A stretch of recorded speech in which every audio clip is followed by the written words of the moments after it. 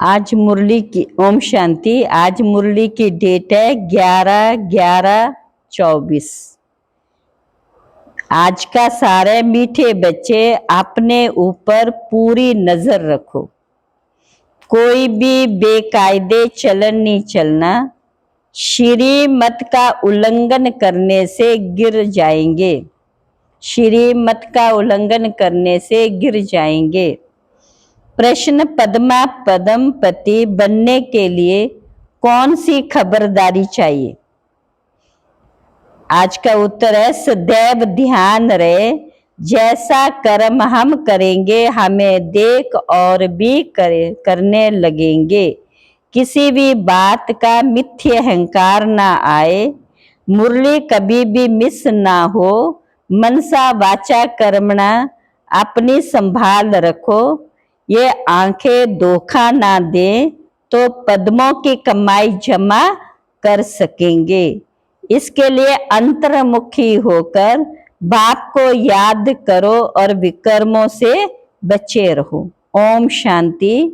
रूहानी बच्चों को बाप ने समझाया, या तुम बच्चों को इस ख्याल से जरूर बैठना होता है, ये बाबा भी है, टीचर सतगुरु भी है, और ये भी महसूस करते हो बाबा को याद करते करते पवित्र धाम में जाकर पहुंचेंगे।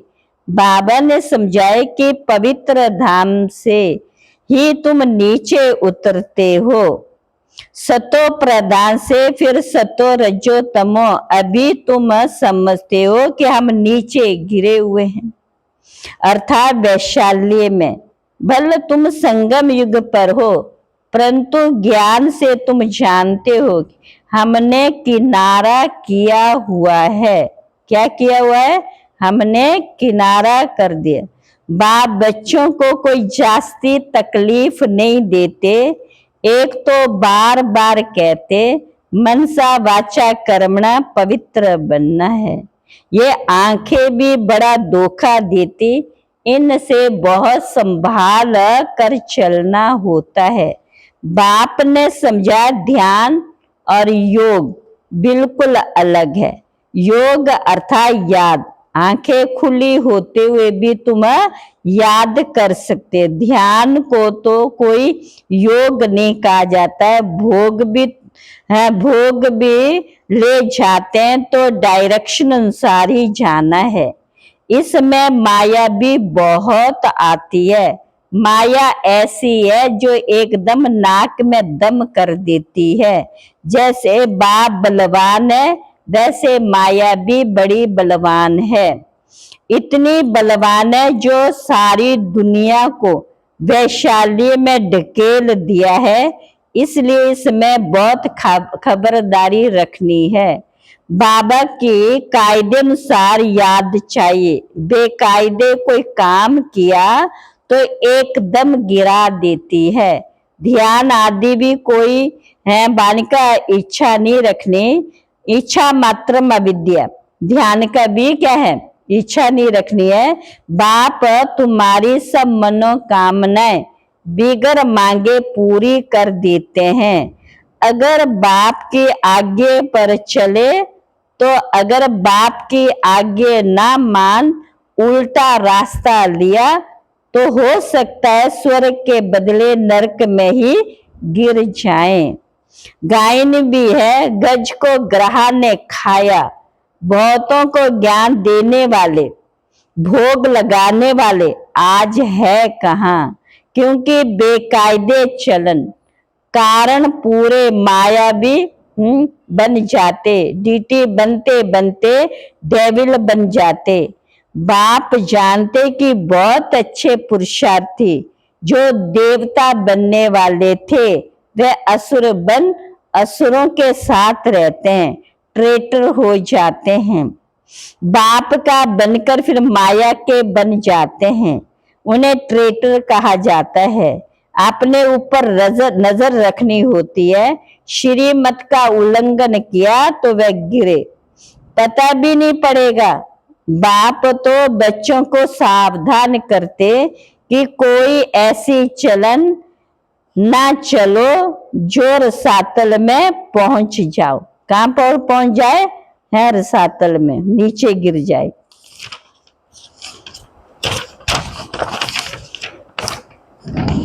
कल भी बाबा ने समझाया, बहुत गोप हैं, आपस में मीटिंग आदि बनाते, जो कुछ करते हैं श्रीमत के आधार बिगर करते हैं तो डिसर्विस करते। बिगर श्रीमत करेंगे तो गिरते ही जाएंगे। बाबा ने शुरू में कमेटी बनाई थी तो माताओं की बनाई थी, क्योंकि कलश तो माताओं को ही मिलता है, वंदे मातरम गाया हुआ है ना। अगर गोप लोग कमेटी बनाते हैं तो वंदे गोप तो नहीं गाया ना। श्रीमत नहीं तो माया जाल में फंस पड़ते हैं। बाबा ने माताओं की कमेटी बनाई, उनके हवाले सब कुछ कर दिया। पुरुष अक्सर करके मन का देवाला मारते हैं, स्त्रियां नहीं, तो बाबा भी कलश माताओं पर रखते।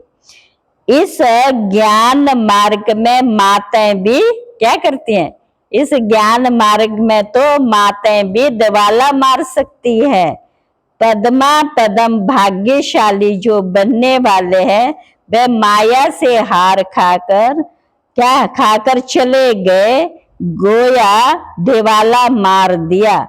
न तो बाप समझाते, भारतवासियों ने तो पूरा दिवाला मारा है।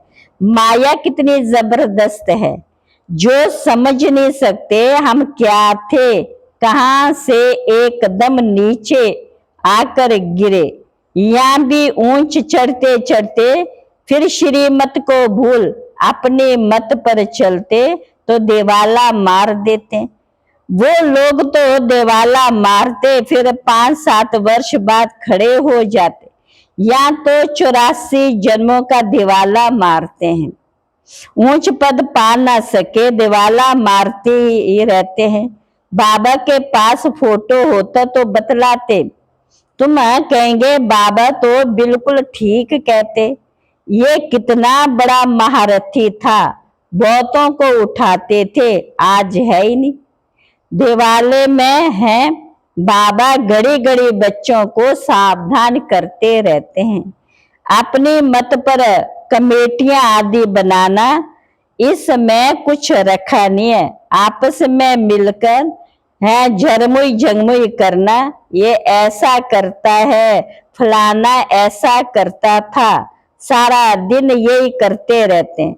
बाप से बुद्धि योग लगाने से ही सतो प्रधान बनेंगे। बाप का बने और बाप से योग नहीं तो घड़ी घड़ी गिरते रहेंगे। कनेक्शन ही टूट पड़ता है। लिंक टूट जाए तो घबराना नहीं चाहिए। माया हमें इतना तंग क्यों करती है? कोशिश कर, बाप के साथ लिंक जोड़नी चाहिए, नहीं तो बैटरी चार्ज कैसे होगी? विकर्म होने से बैटरी डिस्चार्ज हो जाती। शुरू में कितने ढेर के ढेर बाबा के आकर बने, भट्ठी में आए, फिर आज कहाँ है? गिर पड़े, क्योंकि पुरानी दुनिया याद आई। अभी बाप कहते, मैं तुमको बेहद का वैराग्य दिलाता हूं, इस पुरानी दुनिया से दिल नहीं लगाओ, दिल स्वर्ग से लगानी है। अगर ऐसा लक्ष्मी नारायण बनना है तो मेहनत करनी पड़े। बुद्धि योग एक बाप के साथ होना चाहिए।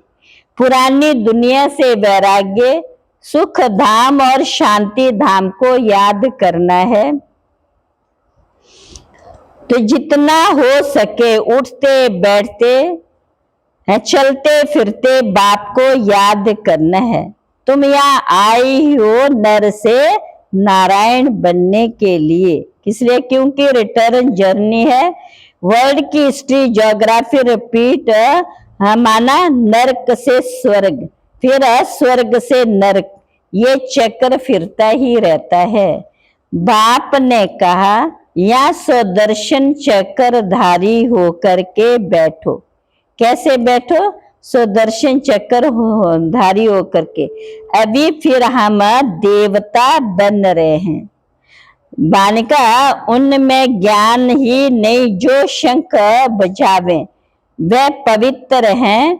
बालिका उनको ये निशानी देने की दरकार ही नहीं। किनको? देवताओं तो पवित्र है, तो बालिका निशानी तब होती है जब दोनों इकट्ठे होते हैं। तुमको भी निशानी नहीं, क्योंकि तुम आज देवता बनते बनते कल असुर बन जाते हो। बाप देवता बनाते, माया असुर बना देती है। बाप जब समझाते तब पता पड़ता है कि सचमुच हमारी अवस्था गिरी हुई है। कितने बेचारे शिव बाबा के खजाने में जमा कराते, मांग कर असुर बन जाते। इसमें योग की तो सारी कमी है। योग से ही पवित्र बनना है। बुलाते भी हो, बाबा आओ। क्या कहते हैं? बाबा आओ। हमें पवित्र से, पति से पावन बनाओ तो हम स्वर्ग में जा सके। याद की यात्रा ही पावन बन ऊंच पद पाने के लिए। जो मर जाते फिर भी जो कुछ सुना है तो शिवालय में तो आएंगे जरूर। स्वर्ग का नाम सुनकर खुश होना चाहिए। कदम कदम पर खबरदारी से चलने से तुम पद्मा पदम पति बन सकते हो। मंदिरों में देवताओं को पद्म की निशानी दिखाते। दर्जे में फर्क तो हो जाता है। आज के राजाई का कितना दबदबा रहता है तो अल्पकाल का। सदा काल के राजा तो बन ना सके। अभी तुम बच्चों अंतर्मुखी हो, कितना समय बाबा की याद में रहते हो। अभी हम जा रहे हैं अपने स्वीट होम। जानते हो हमें शिव बाबा पढ़ाते, तो ज्ञान भी हुआ और याद भी हुई। ज्ञान और योग दोनों साथ साथ चलता। ऐसे नहीं योग में बैठो, बाबा को याद करते रहो, नॉलेज भूल जाए। बाप योग सिखलाते तो नॉलेज भूल जाते हैं क्या? बाबा ने कहा तुम बच्चों में भी नॉलेज होनी चाहिए, पढ़ना चाहिए। जैसे कर्म मैं करूंगा मुझे देख और करेंगे।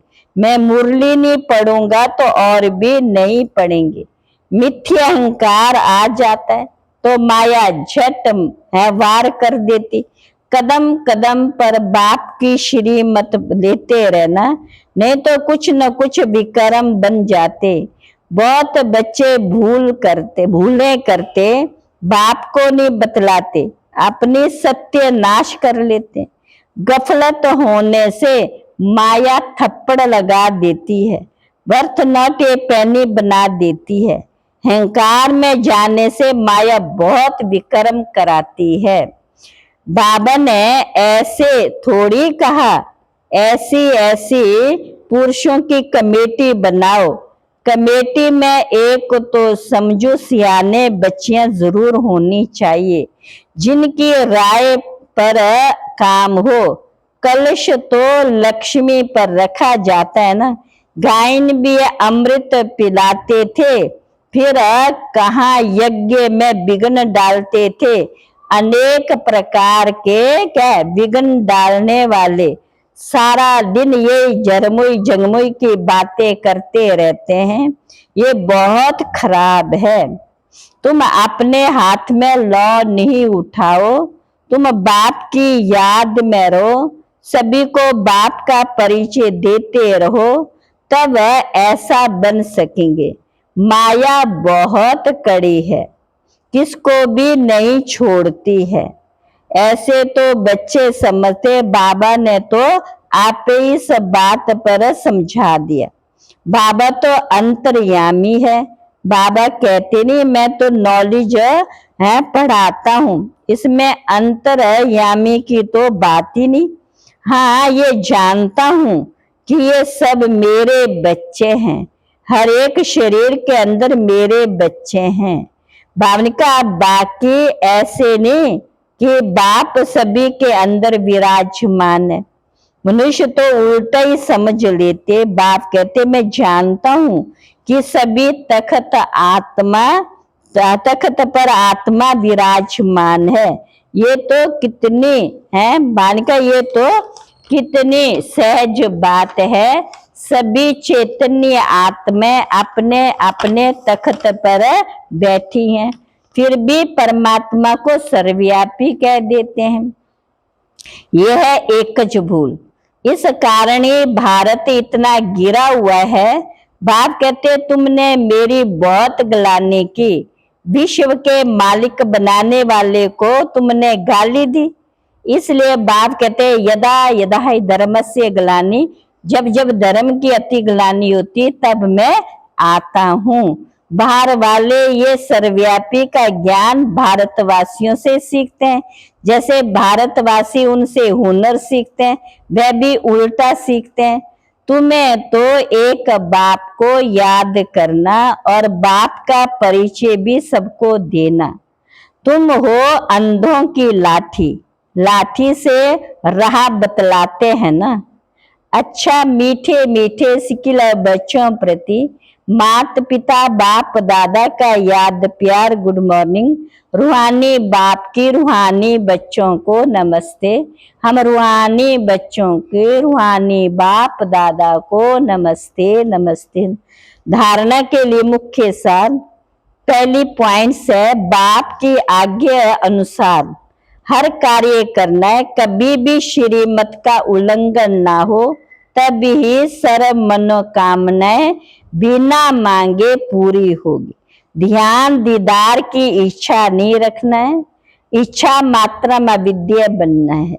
दूसरी पॉइंट से आपस में मिलकर झरमुई झंगमुई एक दूसरे का परचिंतन नहीं करना, अंतर्मुख हो अपनी जांच करनी है कि हम बाबा की याद में कितना समय रहते।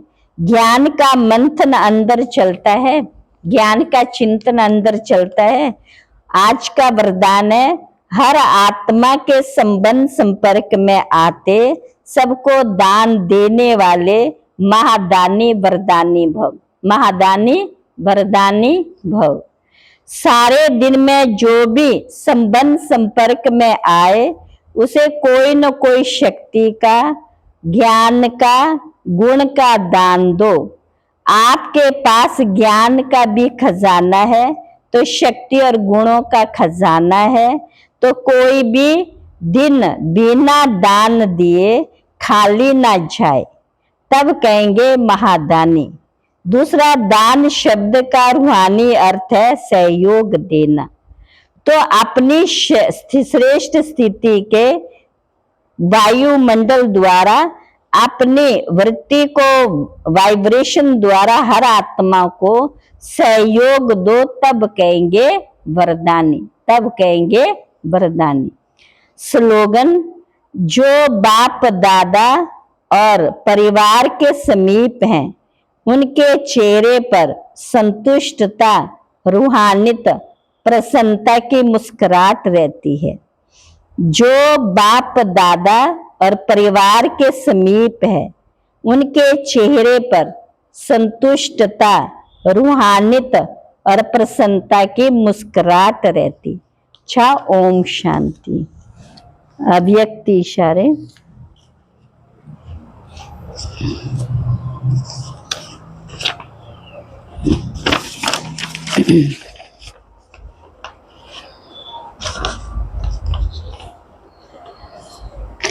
किसी भी रुकावटें आए, कितनी भी रुकावट आए, लेकिन एक बल एक भरोसे के आधार पर सफलता मिलती रही और मिलती रहेगी। जहाँ सर्वशक्तिवान बाप साथ है वहाँ ये छोटी छोटी बातें ऐसी समाप्त हो जाती हैं जैसे कुछ थी नहीं।